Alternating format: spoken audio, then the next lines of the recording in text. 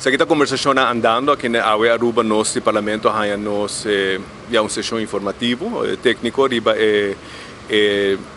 Reik Swat ng Kutabini, ayer também nós temos um petit comité de tripartite e 3 isa nang. Me pergunta ta hopi riba processo ng kuta sigue agora aqui, nossa campanha a favor do landspaket, esse não cambia. Realmente o bolesa landspaket ta hopi área espaço Aruba timpa duna conteúdo. O governo aqui nessa reforma fiscal nota duna dune conteúdo de forma que vai beneficiar pueblo, nota dune conteúdo de forma que gasto no governo para seguir mescos e pueblo tem que vai chica 7 milhões florin mais de pueblo de reforma fiscal atual.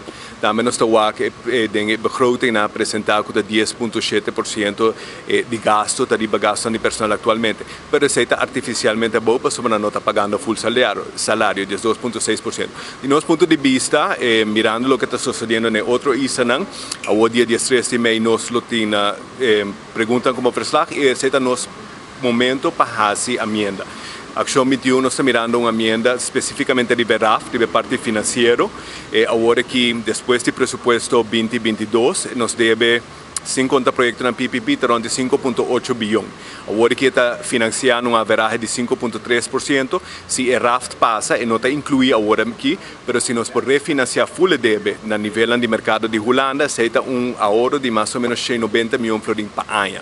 Então, agora que o RAFT está implicado que a Holanda também refinanciar todos os deve, mas não está explicitamente visa esse. Então, seita coisa que nós queimamos dentro. Se nós também passa o RAFT, nós temos garantia que nós podemos financiar nos deve a 2% ou menos, que os capas nos 190 milhões florin por ano. Se você 7 anos de corro, você está 1,3 bilhões, se você 20 anos até 2040, você está 3,4 bilhões. Então, a placa que nós bari usa para outro meta no governo, seja a crise social.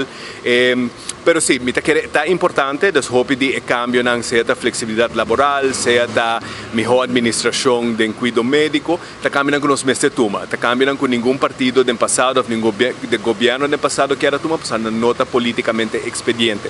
Mas está cambiando com o necessário se a nação arubana vai sobreviver. Nós não podemos manejar o país gastando mais que 19 milhões para luna que nós estamos de entrada, sem nota halbar.